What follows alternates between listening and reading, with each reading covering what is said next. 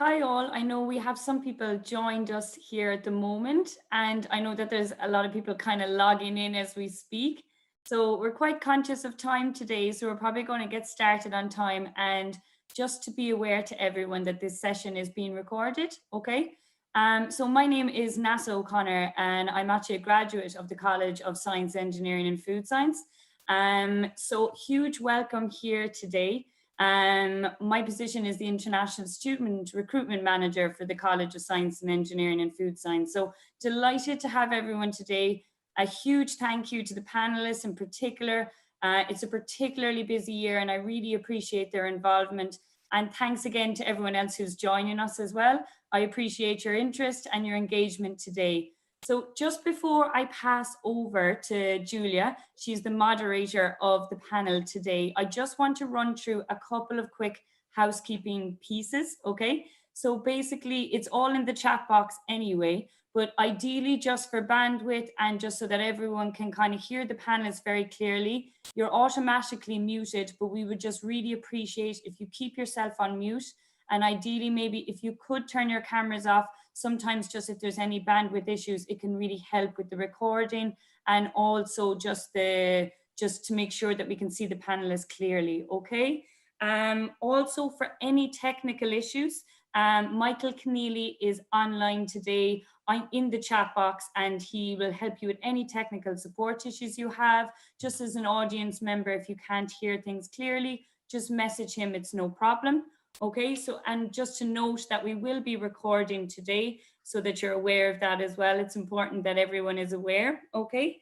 And during this session, we'll be running through quick intros in a couple of minutes, 1 or 2 questions, but we'll also be doing a live Q&A at the end, okay? So at any point that you have a question that you might like to be addressed at the end of this, just pop it into the chat box and I'll be monitoring that and passing it over to Julia so she can address the panel with the questions, okay? So without further ado, I just want to pass you over to Julia Sheehan. She's one of our mathematics students here in UCC, and she's the chairperson of our YSTEM Society. So I'll pass it over to you there, Julia. Okay, thanks everyone. Right, so hello everyone. So like Nasa said, I'm a third year financial maths and actuarial science student here in UCC, and I am the chairperson of the Women in STEM Society, and I'll be moderating this panel today. So I think without delaying us any further, I'm going to ask our lovely panelists to introduce themselves first. So we'll start with Professor Cullity. Hello everybody, my name is Sarah Culloty. I am the head of the College of Science, Engineering and Food Science here at UCC. I'm also the director of the Environmental Research Institute and a zoologist by training. Brilliant. And Professor Kyne? Hi, thanks very much, Julia. My name is myriad. I'm my background is in human nutrition and health, and I'm currently the head of the School of Food and Nutritional Sciences within SEFS. Brilliant. Dr. Laporta? Hello, everyone. Thank you, Julia. My name is Elena Laporta, and I am a lecturer in the discipline of process and chemical engineering that belongs to the School of Engineering. Thank you. Brilliant. And finally, Dr. Shukla. Hello, everybody. So I'm Anju Shukla, and I'm Professor of Medical Genetics at Kasturba Medical College, Manipal, India. I trained in medicine, and then I specialized in pediatrics, and then I went on to become a clinical geneticist, and I've been working for the last 6 to 7 years in the department now. Brilliant. So as everyone can see, very experienced panel with a wide range of experiences in different STEM fields. So obviously at YSTEM, what we focus on a lot is kind of inspiring people to pick STEM at third level. So with that in mind, what would you say are the most interesting projects that you've been involved in that highlight why studying STEM is a great option to choose? So we might start with Professor Kyne for that. So thanks a million, Julia. So I went into human nutrition because I couldn't decide what to do. I was really interested in chemistry and biology, and I wanted to study something which is at the intersection of those fields, but also brings in a very social and human dimension to it. So if I start a little bit early in my career, so when I finished my PhD, I had an opportunity to work in a leading role on a national food consumption survey. And this was the first time that such a project had been carried out in Ireland since the 1980s. And that was a really exciting role. And the systems that we established way back in 1997 are still being used now for the National Food Consumption Survey. So it's really like it's the canary in the mine, that survey. That's what it does. It highlights emerging nutritional issues. For instance, our one was the first to identify the problem of adult obesity in Ireland. There was no adult obesity prior to that. So that's just one example.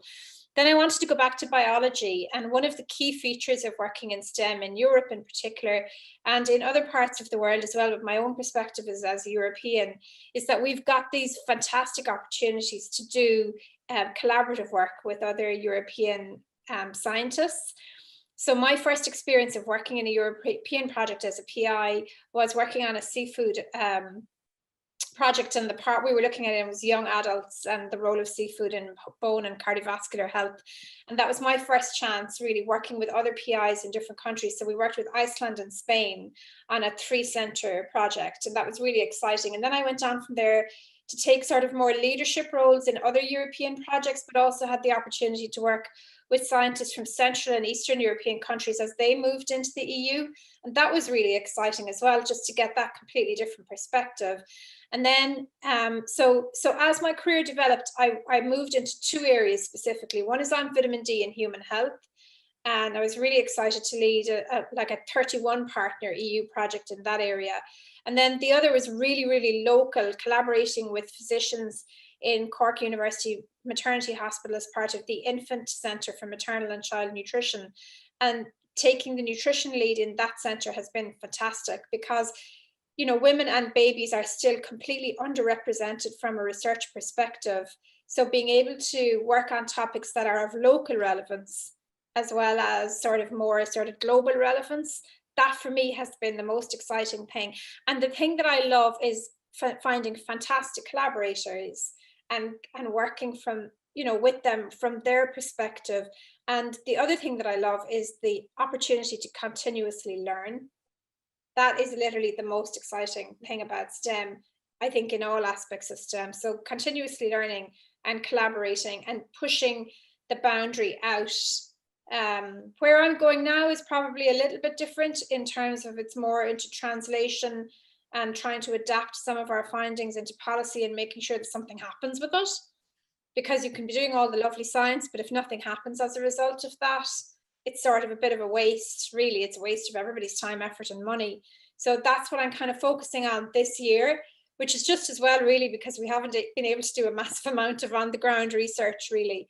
So I'll stop there, Julia. I'm sure that lots of people have different perspectives on this. No, thank you. That was very interesting. And definitely from a student perspective, it's so interesting to hear about the different things you can get involved in within STEM, and also just for students to hear that like you don't have to focus on one thing. Your career can be broad ranging. It doesn't have to follow one specific path. So following on from that, Dr. Laporta, what about you? Thank you, Julia. So my story is a little bit different compared to Mairead's, and I think that I am the youngest of all. So I definitely don't have the experience that the rest of the professors have here. But I am working in a male-dominated sector, and that has always been the case since I started studying chemical engineering back to Greece.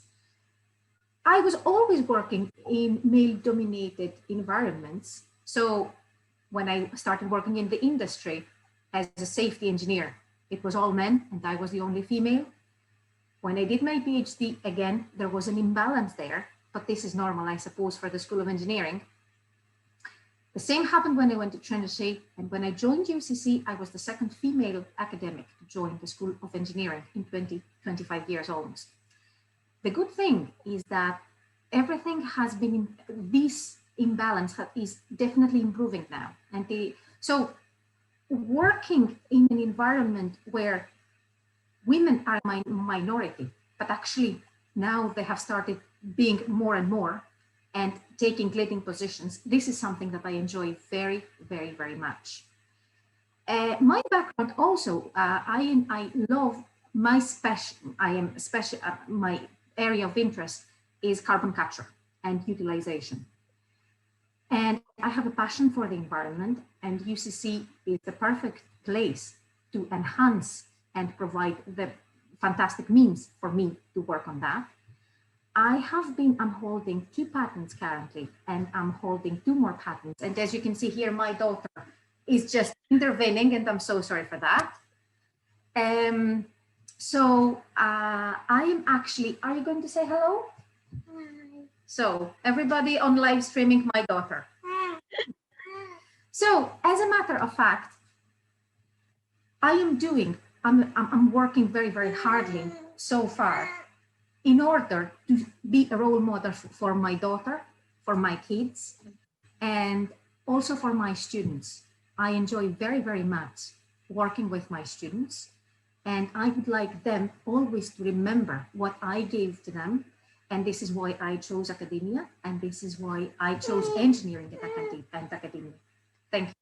Brilliant. Yeah, and I think it's so important to have role models like you in UCC, because even as a girl in maths, like being in a male-dominated course can be so intimidating. So seeing female academics who've gone through the ranks, done it all, and can kind of have it all, have kids, have a family, and still be an academic, I think it's so important to have people like that within UCC. So following on from that, I think it'd be appropriate to hear from Professor Cullity about what she thinks about the School of SEFS and her interesting projects. Thanks so much, Julia. Yeah, I agree totally with that. I mean, we cannot be what we cannot see. You know, that is such an important and profound statement. And I think that's something that we're really focused on in STEM, because from my perspective, I suppose ultimately STEM is all around, you know, problem solving, solution focused. That's what we do as scientists and engineers. You know, we are solution focused. And I suppose for myself, I trained my degree, my undergraduate and my PhD were in zoology. I focused on marine biology. And I was very interested right through my undergraduate and postgraduate degree in finding out a little bit more around aquatic animal health. That was something I was really interested in. Why in the marine environment do animals develop diseases? And they develop diseases for a whole range of similar reasons that humans develop diseases. And that was where I focused my energy, and my PhD was focused on that. But I suppose what became really interesting for me very quickly was I could work on the relationship between the animal and the parasite or the pathogen that was affecting it and developing disease. But ultimately, there was a whole range of other issues that were impacting on that disease development. And that was the environment that the organism found itself in, the climate, the aquaculture and fisheries that were developing around the organisms, and particularly I was working in aquaculture and fisheries. And I suppose very quickly it became clear to me that actually, as a zoologist or a marine biologist, I couldn't actually work out and develop the solutions as to why animals like fish or shellfish were developing disease on my own. I actually needed to work with a whole range of other disciplines. And so I've worked with engineers and oceanographers and some of the academics in mathematics, for instance, to work out really those solutions around why, you know, a particular organism is impacted by a particular pathogen. And in more recent time, I've been lucky enough to be the director of the Environmental Research Institute, which is one of our largest institutes here. We've a big focus on sustainability and finding sustainable solutions to a lot of those big societal challenges that we have. And the huge, you know, the huge reward I found in that is how we have our different disciplines coming together to work to find some of those solutions. So we have engineers like Elena, who's been talking about working on carbon capture, working with a whole range of other disciplines to find some of the solutions we need to things like climate change, how we support a healthy environment, and circular economy, where we're working on, you know, trying to understand how we can sustainably use the finite resources of the earth. So for me, a really exciting aspect has been those projects where we bring different disciplines together, and every discipline can bring something unique to a particular solution, problem, and provide a different aspect of the solution. And that's been a really exciting aspect of the work we're doing in UCC. Brilliant. Thank you so much. I definitely think I speak for everyone at YSTEM anyway, and I say you're a huge inspiration to us all here at YSTEM, and your career path just inspires all of us. And I love the little shout out to the mathematics, because the reason I love maths is because you can be involved in projects across loads of different disciplines, and that's why I love it. So nice to hear that little shout out. But we focus a lot on the women who inspire us here in UCC, but Dr. Shukla, you might provide a different perspective on some projects you've worked on. Yeah, thank you. So I would also like to kind of begin from my school years. So when I was in school in India, there were usually two options for people who were kind of doing good in school. You either choose medicine or you choose to become an engineer. So obviously engineering is less kind of lucrative for women in general. But I had, although I belong to a family which was kind of very progressive, and I was allowed to take my decisions right from the time I was a child. So I was deeply interested in medicine, and that is what I really wanted to do. So as soon as I finished my school, I entered the medical school. But through that, I did realize that I have a lot of love for basic research as well. So I kind of started looking for options where I can do that. I kind of started looking into options abroad as well. But then what I thought is I wanted to stick to patient care, and I wanted to do research as well. So then I found a middle path, and that was genetics or clinical genetics. So that was a very interesting option for me because I could stick to patients, seeing patients in the clinic, and do research as well. So I took my pediatrics training, and then I took my clinical genetics training. So basically, I think if you look at all the fields of medicine, they are equally challenging. But clinical genetics is it is something very, very unique because it's very, very rapidly evolving, and there are new challenges almost every day, and there is a lot of scope for research, which is not so much in other fields of medicine, but it's definitely there in other fields as well. So once I specialized, I moved to this place, and I joined as an assistant professor, and then have worked here in different capacities. So what my work involves is that we evaluate families with genetic disorders. So when we look at genetic disorder, it's usually not restricted to individuals. It's kind of, we are dealing with the whole family because most of the implications are there for the whole family. So other than evaluating, we'll go ahead and we will diagnose them. We will do counseling for these families, and then we'll try to manage in the best possible ways. But as you would know, a lot of them remain untreatable as of now.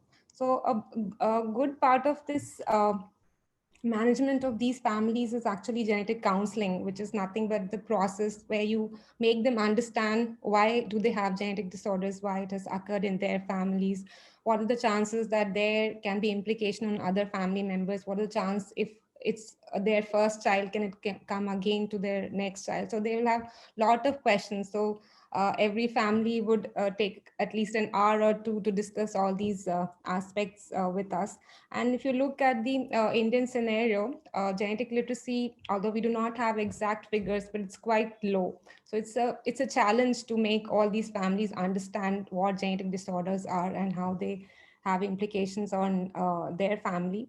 So we do run a course, and I coordinate that course in the department, and it's a 2-year full-time program of MSc in genetic counseling. So that kind of take cares, and it actually increases the workforce which can deal with genetic disorders. So you would be very much aware of the amount of population that is there in India. So it's more than 1 billion people, but it's surprising that we have just 50 to 60 trained geneticists to look after these billion people. So it's a lot of care, and we need to cater to all kind of services, whatever we can offer to these families. But one thing good about medical genetics and genetic counseling is that it's a women predominant field. So if you look at genetic counselors worldwide, 95% of the genetic counselors are women. So it actually lacks a bit of males because it's just lopsided in the other way. And I think the main cause for is that women are always looking for more human-centered careers, and this perfectly fits their options as a human being. So I would just like to talk a little bit about how genetics has changed in the last decade. So as technology is entering into almost all aspects of life, it has influenced medical genetics or clinical genetics as well. So now we have very high-end techniques, including that which are available at our center as well. And this has actually made the diagnosis of these disorders quite feasible. So earlier, it used to take years for a child who had a genetic disorder or any adult who had a genetic disorder doing one test after the other and trying to find out what that individual has.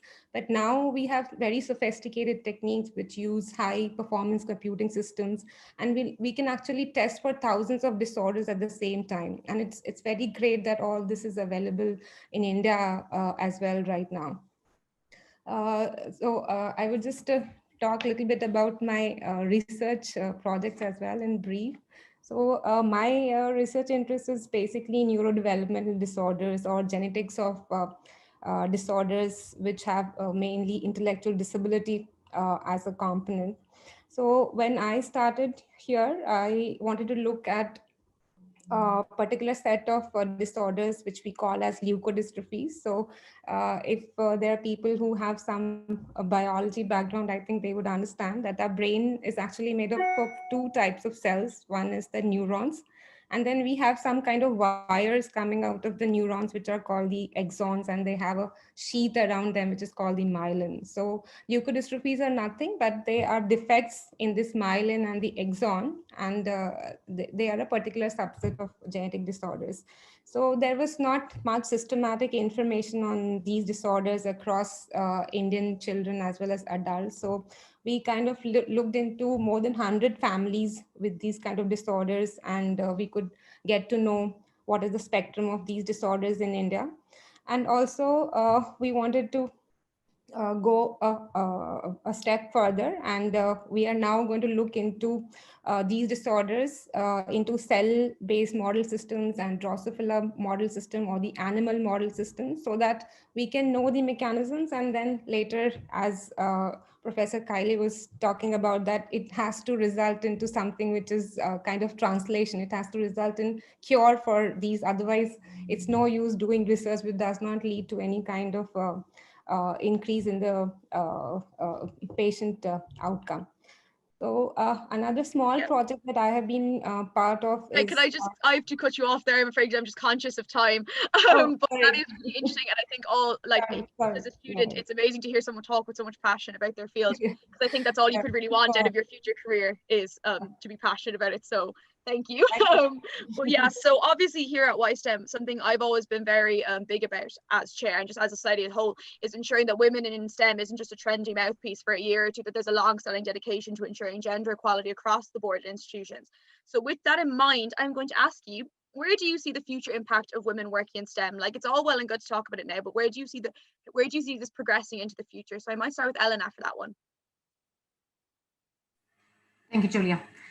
So there is always room for women, and there is more room for women than what we think. To begin with, women are very resilient. Women are inclusive. Women have soft skills and hard skills that I don't really want to diversify between women and men, but what I want to focus is that women have different abilities that until now, they have not been recognized, especially on the STEM society, but not anymore. Now there has been a lot of effort being done for women to be included. Moreover, ahead of us, there is, the future is digitalization. The future is engineering. The future is sustainability. But what is sustainability if women are not being included in STEM? Here in UCC, there is a strong sustainability culture. Therefore, the sustainability starts from gender balance and then leads to sustainability of engineering, sustainability in every other factor. Therefore, women play a key role, and this is the perfect time for women to come in, show their values, and lead this specific sector. In relation to digitalization, this is a male-dominated sector until now, and it has been recognized, for example, that what leads the digitalization world, the future, our society, the cyber future, is being at the moment developed on such a way that again has a much bigger spectrum towards men as opposed to women. So this is another key role for women to lead on that specific sector. This is all in relation to electrical engineering, and not only engineering, mathematics, computer sciences, and so on. So it is the best time of all for me, for women to lead, succeed, and progress and show their strengths and their values on every aspect of our society, and more specifically, the STEM sector. So for me, it's what I would like to say from my own personal experience is that I am working in a male-dominated sector, but I think that my male colleagues have valued my contribution until now, and they have seen the difference that I can make. I can see the difference that my female colleagues can make on the sector of engineering. So I would like to ask more women to participate and come into the STEM spectrum, as opposed to the other already female-dominated sectors, and show what women can do. We can run the world, so why not to run STEM? Brilliant, yeah, thank you. And I think when we go to schools, a huge point we always try to push across is that there's never really been a better time to be a woman going into a STEM field than right now. The opportunities are endless, and it really is people like you, Elena, that we kind of push across as it's all about changing the culture, really. Exactly. It's all about changing the culture. It's all about going to our daughters and to our sons and everyone and say, listen, you can be whatever. Exactly, you can be whatever you want to be. Yeah, so let's be whatever we want. And what to be on the STEM or whatever else they want. Be ourselves and be what we want.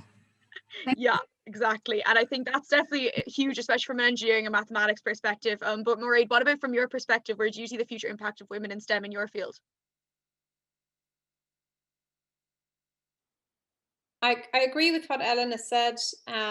I was actually, sorry now, I was just reading the chat there because I can see a couple of questions have come in through the chat. Yeah, we'll be answering questions at the end, actually, just as a reminder if anyone wants to shoot some in. Yeah, so I think though that I can help Sian James with the first question here, because I just want to add to what Elena said. So I suppose we're all coming from an academic perspective, and I think, you know, a very, very small minority of people who go to university are actually employed in academia subsequently. So I think, Sian, in answer to your question in relation to industry, and in particular in Cork, so given that you've got Elena there and you've got Sarah there and you've got me, from the Cork perspective, you know, being the centre of food innovation, and also the pharmaceutical and chemical sector is so strongly located in Cork, there are fantastic opportunities. So one of the things that we haven't mentioned, I suppose, is Athena Swan and UCC's commitment to Athena Swan. Our school had or was awarded its bronze Athena Swan last year, and you know, even participating in the process of submitting for an Athena Swan award, like, the thing that you have to remember about diversity is that it's for everyone's benefit. So if you're ignoring the contribution that 50% of the population can make by ignoring the contribution that women can make, that's just stupid from the world's development perspective. You know, if you've decided, you know, that you know, so we've moved so far beyond that. That's like something out of the 1960s. We're way beyond that now. But I see a little difficulty at times where old-fashioned values are propagated back into children. And I can even see it, my own boy is 13 years of age, and I could even see it at primary school level, where girls had already decided, even before they had studied science, that they weren't going to study science in secondary school without even having tasted it.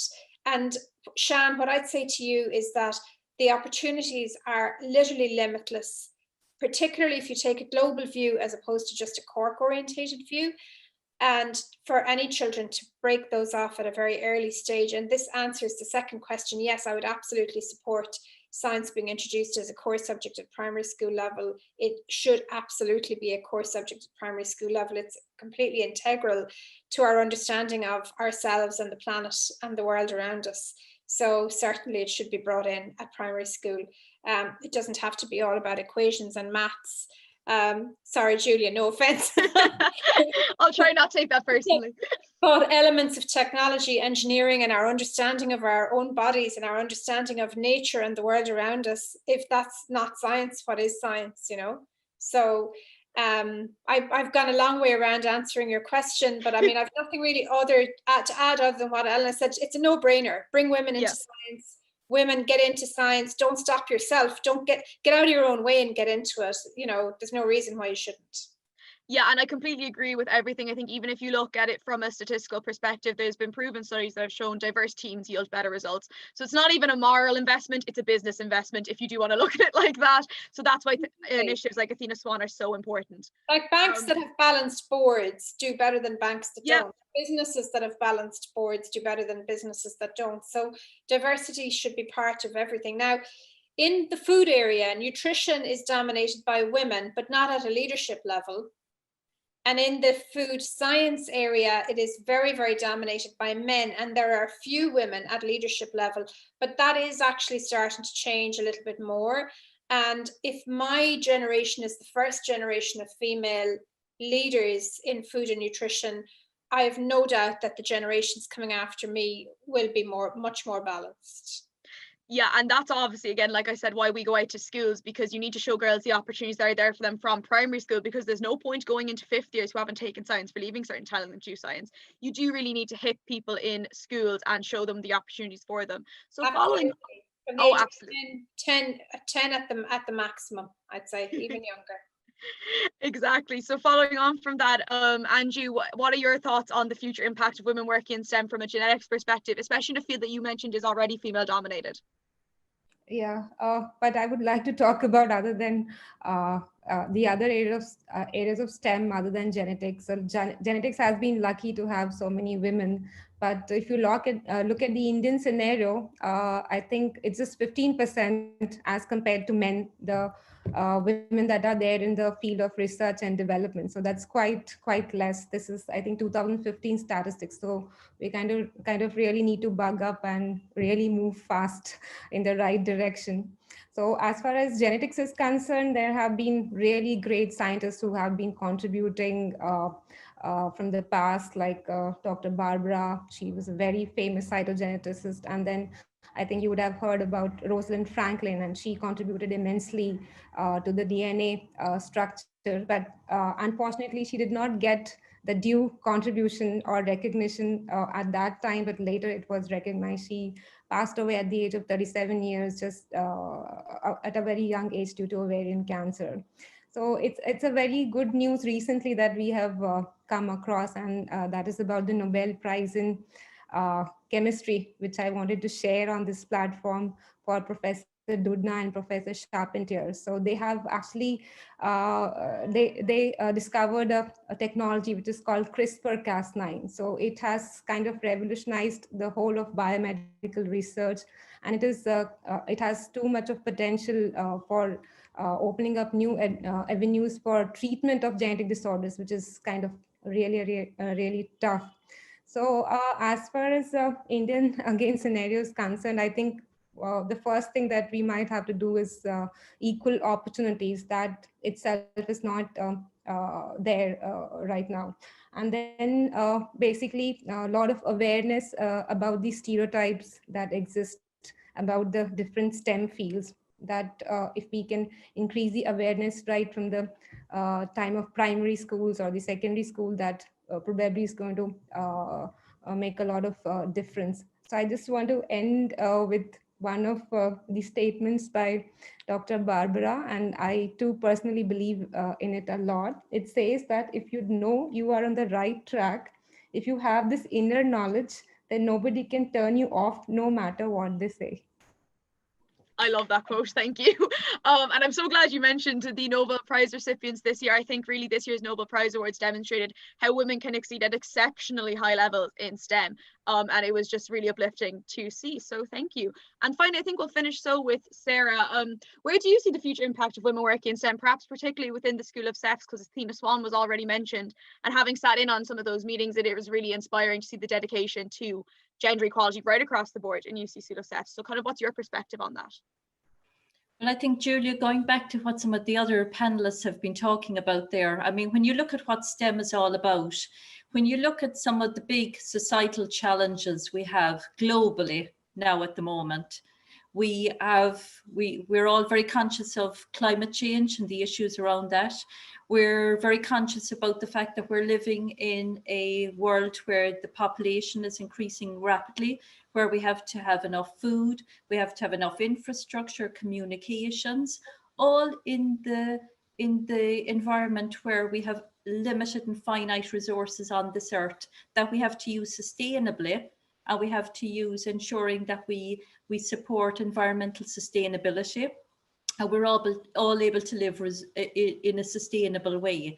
So when you think about some of those big challenges we have, you know, this is going to require very much a multidisciplinary based approach from scientists, engineers, from technologists, from mathematicians, from all of us in STEM working together. And that's what I'm particularly interested in from a College of Science, Engineering and Food Science in UCC perspective. How do we as a college working in STEM look at some of those big societal challenges we have, and we have significant expertise in the college. We have our academics are not just teachers, they are researchers. They are at the top of their areas of expertise. And I suppose what they're bringing is a research-based curriculum to everything we do in the college. So, you know, we're really informing our curriculum by that research. And when you look at things like the UN Sustainable Development Goals, and I mean the ambitions that the UN have around SDGs, how we're going to have enough food, clean water, sustainable cities, life above and below water being healthy, clean energy, infrastructure, innovation, and industry. This is what we do in STEM. And so I'm really interested in how we look at all these issues and challenges through a solution-focused lens. And I think when you look at why women and girls, and we've done a lot of work on this, why they want to, when they're choosing careers, what's really important to them. And what's often really important to them is how they can make a difference in their careers. And then you have to say that STEM is the career that you should be going into if you want to make a difference, because you'll end up working not just on your own discipline, but with other disciplines to really, you know, focus on how you can address some of those really complex issues and bring something novel and exciting and creative to some of those big challenges that we all have now. So I suppose going back to what Maury had said, these are challenges for the whole of society globally. If we don't have all of society, and if STEM doesn't reflect the society that we all live in and is as diverse as that society, how can we ever have those creative solutions that we need now for some of these big complex problems that we have? So I'm really excited about getting more women into STEM, because we need that diversity to address these huge challenges that we have now. But also there are really exciting opportunities, and we can solve these issues if we work creatively together and we're inclusive in everybody participating in those solutions. Thank you, Sarah. That was very insightful, and I definitely do think something about YSTEM that we're very big on is diversity of thought and the value that that brings to any department. So if anyone wants to send in any questions for our panelists, please do. I'm just going to read out something that John sent in. So he said, my personal view, a lion and a lioness hunt together, so do a tiger and a tigress. Same way a man and woman should walk shoulder to shoulder in all fields.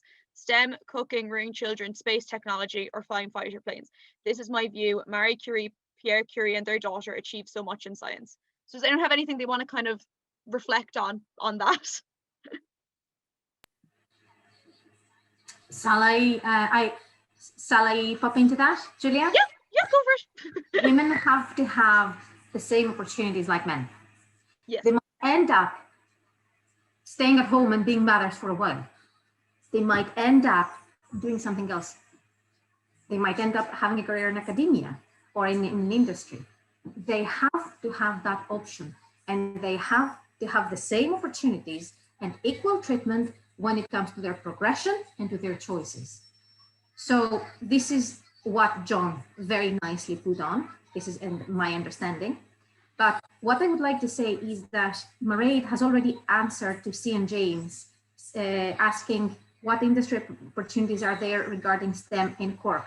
Actually, I would like to come into that, although Mairead has already mentioned that the process and chemical engineering actually in Cork is probably, Cork is one of the best places for process and chemical engineering, especially in pharma and food. And as a matter of fact, it was a female graduate of ours that 2 years ago, she went into a very, very big pharma company and she got the highest salary of all of our graduates on a starting level, because she had just graduated.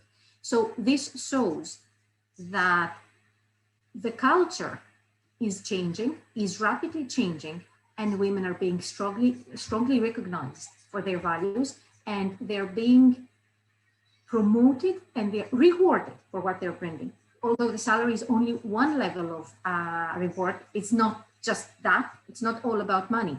But for us, myself, at least, and I can speak for my other female colleague, Maria, we were very, very proud to find out that one of our female graduates was the top, is still the top on this company, and she was the most highly paid and recognized graduate of all. Thank you. Very interesting, thank you. And I actually will say 3 of the founding members of YSTEM were chemical and process engineers. So there you go. But you had something to say as well, Sarah, on that point. I think you unmuted yourself. Yeah, and I think, Julia, it just goes back to what we've been talking about, really, that, I mean, you know, the complementarity, and this isn't even just a male-female thing, but it's all the individual qualities that every individual can bring to a particular discipline or to a particular problem or to a particular subject area.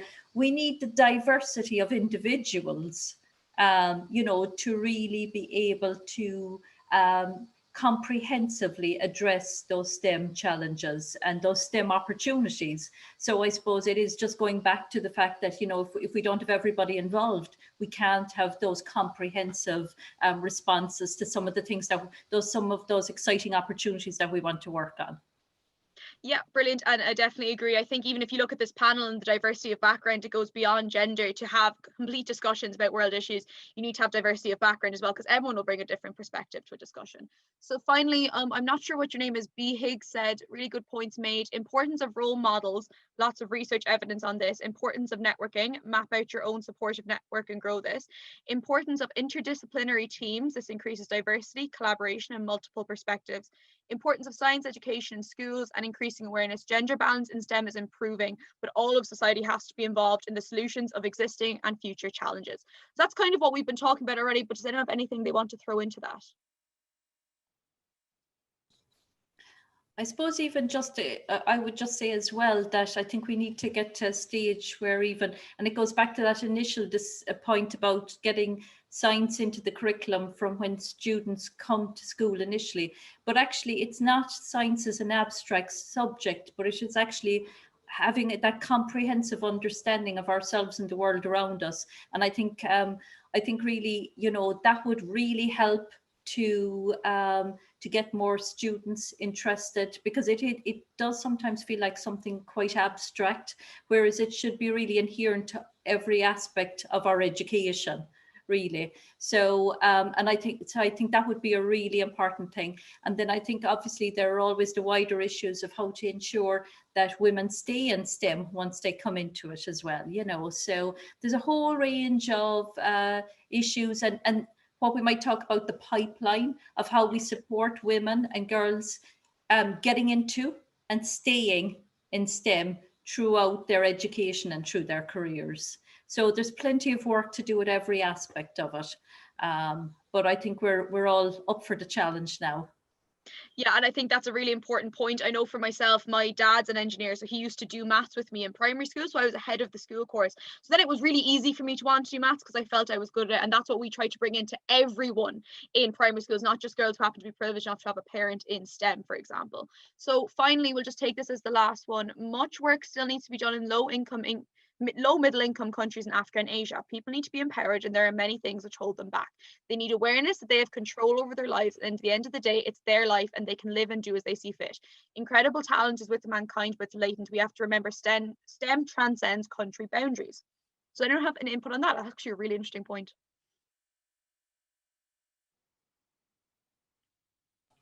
Well, I might come in as well. I absolutely agree with that point. And I think that's a challenge here in Ireland as well, you know, where, I mean, we would like to think that ideally we have equal opportunities for all students. You know, you don't have that probably in any country, but I think it's how we can how we can reach out now to all individual students, no matter what the economic demographic, and make STEM accessible. And I think, you know, a big part of this is how we get science into every educational curriculum, but also I think even how we've been working ourselves over the last 8 or 9 months. We're all online now. We've a whole range of new tools available to us that hopefully, you know, we can use these going into the future to make access to STEM and science more equitable, hopefully, and use the tools that are becoming more available to everybody to kind of to increase everyone's awareness. So I think there's a whole range of issues that and challenges around that, but I think it's something we do have to be very aware of. No, yeah, and I think that is definitely a very important point. I think financial inequality is a huge aspect of the diversity discussion that perhaps isn't teased out enough. And YSTEM, we work with Teen Turn that empowers girls in DEIS and here schools. So I think that's something that definitely we could focus on more, but it's definitely a very good point. So yeah, if none of the panelists have anything to say, I think we will finish up there. But thank you so much for coming. I hope everyone enjoyed this discussion. I think it was very interesting, and to our panelists for giving such important insights, I think, into what is a very, very relevant topic at the moment. So yeah, thank you everyone for coming.